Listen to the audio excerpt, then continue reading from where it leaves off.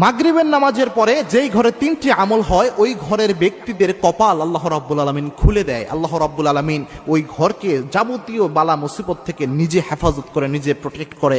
এটা আমার কথা নয়, স্বয়ং জনাবে মুহাম্মদ রাসূলুল্লাহ সাল্লাল্লাহু আলাইহি ওয়াসাল্লামের হাদিসের মাধ্যমে এই আমলগুলো পাওয়া যায়। এই আমলগুলোর কথা আল্লাহর হাবিব সময় যখন মাগরিবের ওয়াক্ত হয়ে যায়, সাথে সাথে আপনার উচিত হচ্ছে আপনার ঘরের দরজা এবং জানলাগুলো বন্ধ করে দেওয়া। বিশেষত যাদের ঘরে বাচ্চা রয়েছে আপনাদের উচিত হচ্ছে অবশ্যই অবভিয়াসলি মাগরিবের সময় ঘরের দরজা জানলাগুলো বন্ধ করা।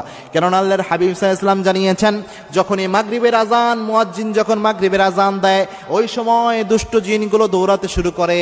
কোন ঘরে আশ্রয় নেওয়া যায়? যেই ঘরের দরজা জানলাগুলো খোলা পায় ওই ঘরের মধ্যে দুষ্ট জিন আশ্রয় নেয়। অর্থাৎ আল্লাহর হাবিব এই জন্য জানিয়েছেন, যখন মাগরিবের সময় আসবে তোমরা ঘরের দরজা জানলাগুলো বন্ধ করে দিবা। এই জন্য মাগরিবের সময় এই আমলটি করবেন। যখনই